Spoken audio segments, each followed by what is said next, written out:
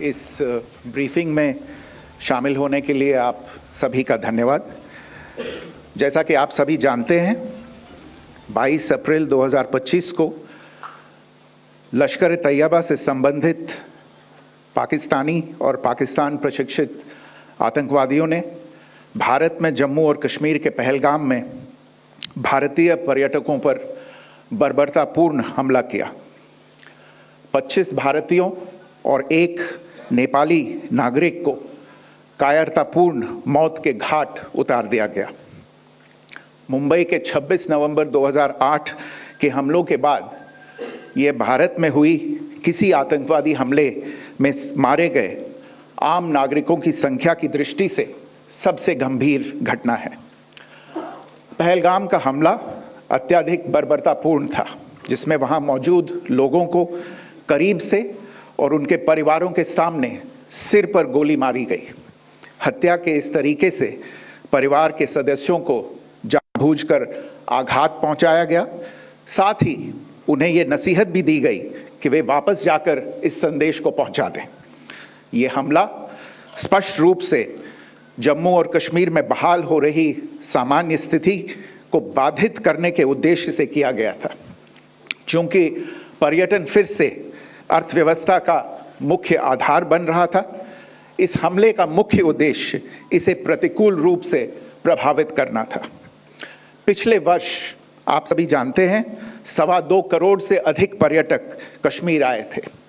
इस हमले का मुख्य उद्देश्य इसलिए संभवतः यह था कि इस संघ राज्य क्षेत्र में विकास और प्रगति को नुकसान पहुंचाकर इसे पिछड़ा बनाए रखा जाए और पाकिस्तान से लगातार होने वाले सीमा पार आतंकवाद के लिए उपजाऊ जमीन बनाने में सहायता की जाए।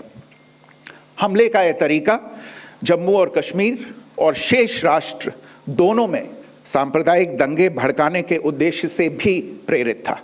इसका श्रेय सरकार और भारत के सभी नागरिकों को दिया जाना चाहिए कि इन प्रयासों को विफल कर दिया गया। एक समूह ने खुद को रेजिस्टेंस फ्रंट TRF कहते हुए इस हमले की जिम्मेदारी ली है। यह समूह संयुक्त राष्ट्र द्वारा प्रतिबंधित पाकिस्तानी आतंकवादी समूह लश्कर ए तैयबा से जुड़ा हुआ है। यह उल्लेखनीय है कि भारत ने मई और नवंबर 2024 में संयुक्त राष्ट्र की 1267 कमेटी की सैंक्शंस मॉनिटरिंग टीम को अर्धवार्षिक रिपोर्ट प्रस्तुत की थी, जिसमें TRF के बारे में साफ इनपुट दिए गए थे। इससे पाकिस्तान स्थित आतंकवादी समूहों के लिए कवर के रूप में TRF की भूमिका सामने आई थी। इससे पहले भी दिसंबर 2023 में भारत ने इस टीम को लश्कर ए तैयबा और जैश ए मोहम्मद के बारे में सूचित किया था, जो TRF जैसे छोटे आतंकवादी समूहों के माध्यम से अपनी गतिविधियों को संचालित कर रहे हैं। इस संबंध में 25 अप्रैल को UN सिक्योरिटी काउंसिल प्रेस वक्तव्य में TRF के संदर्भ को हटाने के लिए पाकिस्तान के दबाव पर भी ध्यान दिया जाना चाहिए। पहलगाम आतंकवादी हमले की जांच से पाकिस्तान के साथ आतंकवादियों के संपर्क उजागर हुए हैं। रेजिस्टेंस फ्रंट द्वारा किए गए दावे और लश्कर ए तैयबा से ज्ञात सोशल मीडिया हैंडल द्वारा इसको रीपोस्ट किया जाना इसकी पुष्टि करता है। चश्मदीद गवाहों और विभिन्न जांच एजेंसियों को उपलब्ध अन्य सूचनाओं के आधार पर हमलावरों की पहचान भी हुई है। हमारी इंटेलिजेंस ने इस टीम के योजनाकारों और उनके समर्थकों की जानकारी जुटाई है।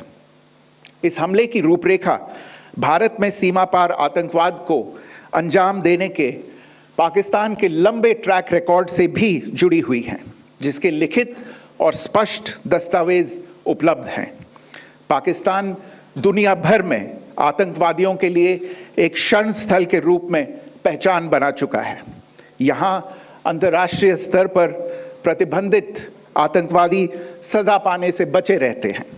इसके अलावा पाकिस्तान ने इस मुद्दे पर विश्व और फाइनेंशियल एक्शन टास्क फोर्स जैसे अंतर्राष्ट्रीय मंचों को जानबूझकर गुमराह करने के लिए भी जाना जाता है। साजिद मीर का मामला, जिसमें इस आतंकवादी को पाकिस्तान ने मृत घोषित कर दिया था और फिर अंतर्राष्ट्रीय दबाव के परिणाम स्वरूप वो जीवित पाया गया, इसका सबसे स्पष्ट उदाहरण है। यह स्वाभाविक है कि पहलगाम में हुए इस हमले से जम्मू और कश्मीर के साथ साथ भारत के अन्य भागों में भी आक्रोश देखा गया। हमलों के बाद भारत सरकार ने स्वाभाविक रूप से पाकिस्तान के साथ संबंधों को लेकर कुछ कदम उठाए। आप सभी उन निर्णयों से अवगत हैं जिसकी घोषणा 23 अप्रैल को की गई थी।